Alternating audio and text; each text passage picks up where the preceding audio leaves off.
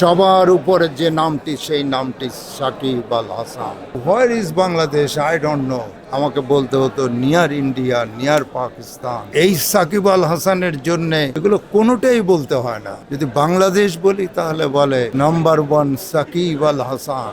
Asia কাপে বাংলাদেশ ভালো করবে, একটু আগে সেটি আমি উল্লেখ করলাম। সেই কামনা বাসনা আশা আকাঙ্ক্ষা প্রত্যাশা আমাদের সকলের। আর যেটি আপনি উল্লেখ করলেন, এশিয়া কাপে বাংলাদেশ একাধিকবার ফাইনালে খেলার যোগ্যতা অর্জন করে, যে কারণে চ্যাম্পিয়ন হওয়াটা আমি কোনো অস্বাভাবিক ঘটনা মনে করি না।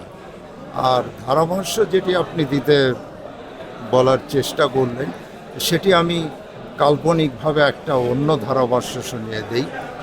সেটি বিশ্বকাপ ক্রিকেটের ফাইনাল খেলা, প্রতিদ্বন্দ্বী দল হলো বিশ্ব ক্রিকেটের সবচেয়ে শক্তিশালী অস্ট্রেলিয়া এবং অন্যতম শক্তিশালী বাংলাদেশ। বল করবেন মিচেল স্টার্ক, ব্যাট করবেন নাম্বার ওয়ান সাকিব আল হাসান। বল করলেন একটু খাটো লেন্থের, dancing down the wicket, lofted off drive over the top.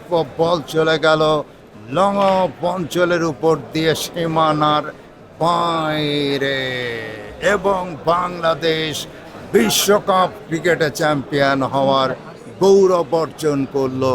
হঠাৎ করে আলোর ঝলকানির মতো বিশ্ববাসীর চোখকে ধাঁধিয়ে দিয়ে বাংলাদেশের তরুণ এবং প্রত্যয়ী ক্রিকেটাররা, বাংলাদেশের সোনার ছেলেরা, বাংলাদেশের দামাল ছেলেরা বিশ্বকাপ ক্রিকেটে চ্যাম্পিয়ন হওয়ার গৌরব অর্জন করলো। সাবাস বাংলাদেশ, সাবাস বাংলাদেশ, তোরা সব জয়ধ্বনি কর, তোরা সব জয়ধ্বনি কর। ওই নতুনের কেতন বোড়ে, ওই নতুনের কেতন বোড়ে পৃথিবী অবাক তাকিয়ে রয়। বাংলাদেশ বিশ্বকাপ ক্রিকেটে চ্যাম্পিয়ন, নতুন অধ্যায় রচিত হলো, নতুন ইতিহাস রচিত হলো। ভাই, যদি সাকিবের প্রশ্ন আসলো, বাংলাদেশ বিশ্ব চ্যাম্পিয়ন হলে সাকিবের বড় অবদান থাকবে, এটা সবাই বিশ্বাস করে। সাকিব আল হাসান বিভিন্ন কারণে এই মুহূর্তে দলের বাইরে, কিন্তু একটা গুঞ্জন আছে, কোথাও না কোথাও দর্শকরাও চায়, সবাই চায় সাকিব ফিরে আসুক। সাকিব ফিরে আসুক এরকম কামনা ব্যক্ত করেন কিনা, এবং সাকিব আল হাসানকে আসলে সামনের বছরই টি-20 ওয়ার্ল্ড কাপ, সেই দলে সাকিব লিগে ভালো খেলছে, পারফরমেন্সও ভালো, ফিটনেসও ভালো, ওভারঅল সাকিব নিয়ে যদি একটু বলতেন। দেখুন, আমাদের গর্ব করার মতো খুব বেশি কোনো বিষয় নেই। আপনি যদি নাম্বার ওয়ান সাকিব আল হাসান যখন টেলিভিশনের নামটা বা তালিকাটা দেখানো হয়, সবার উপরে কিন্তু 30 লক্ষ বাঙালির প্রাণের বিনিময়ে অর্জিত সবুজ এবং লাল সূর্যখচিত পতাকা, সেটি কিন্তু নাম্বার ওয়ান সাকিব আল হাসানের জন্য।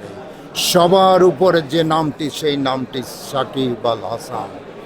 এটি কত বড় গর্বের, কত বড় গৌরবের, কত বড় পাওনা, কত বড় স্বীকৃতি, একটু চিন্তা করলেই কিন্তু আমরা অনুমান করতে পারি।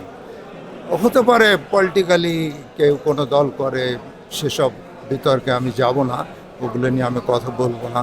বাট এটুকুই শুধু বলবো যে নাম্বার ওয়ান সাকিব আল হাসানের জন্যে, দেখুন, আমরা যে দেশের বাইরে কমেন্ট্রি করতে যাই, আমাদেরকে যখন প্রথম আমরা যেতাম সেই 97 সাল ICC ট্রফিতে, তখন থেকে তারপর তো পৃথিবীর সব দেশ থেকেই করে এসছি, সব মাঠ থেকেই করে এসছি।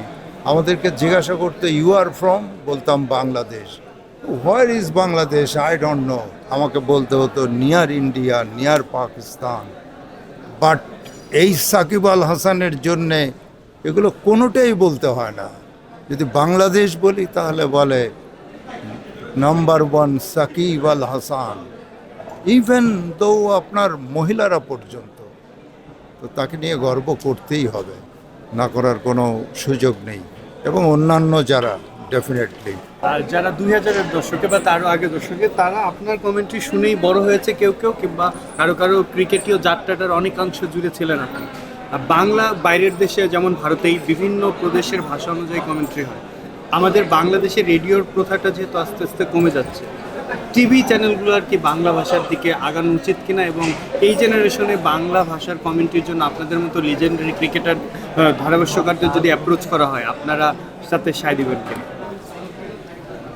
আর প্রথম হলো যে দেখুন, খুব দুঃখজনক, সেটি হলো রাষ্ট্রীয় টেলিভিশন যেটি বাংলাদেশ টেলিভিশন, মানে টেলিভিশনের নামটাই হলো বাংলা দেশ টেলিভিশন। সেই বাংলা টেলিভিশনে ইংরেজি ধারাভাষ্য হয়। আমার মায়ের ভাষা বাংলা, আমি বাংলা ভাষায় কথা বলি, এবং একটা সময় আপনি যেটি উল্লেখ করলেন বাংলা ভাষায় কিন্তু এই বাংলাদেশ টেলিভিশনেই আমরা নিয়মিত কমেন্ট্রি বা ধারাভাষ্য করতাম। বাট এখন কিন্তু সেটা হয় না, ইংরেজি ধারাভাষ্য শুরু থেকে শেষ পর্যন্ত করা হয়। যদিও বাংলাটা যখন অফ করা হয় তখন half an hour Bangla, half an hour ইংরেজি হতো, ওকে। বাট এখন কিন্তু টোটালি বাংলাটা বন্ধ করে দেওয়া হলো। বাট আপনি যদি মঞ্চে বক্তব্য রাখতে বলেন বা দেখেন, ধরুন 21শে ফেব্রুয়ারি বা বইমেলা, সবাই দেখবেন অনেক কথা বলবে, সালাম, বরকত, রফিক, জব্বার, একমাত্র বাঙালি জাতি যারা ভাষার জন্যে প্রাণ দিলেন, এই করলেন সেই করলেন। বাট বাংলাদেশ টেলিভিশনে যে ইংরেজিতে ধারাভাষ্য হয় সেটা নিয়ে কোনো কথা হয় না। তা আমি এটির তীব্র প্রতিবাদ জানাই, এবং যাতে বাংলা ভাষায় নিয়মিত বাংলা ধারাভাষ্য প্রচারিত হয় সেই আবেদন জানাবো সরকারের প্রতি।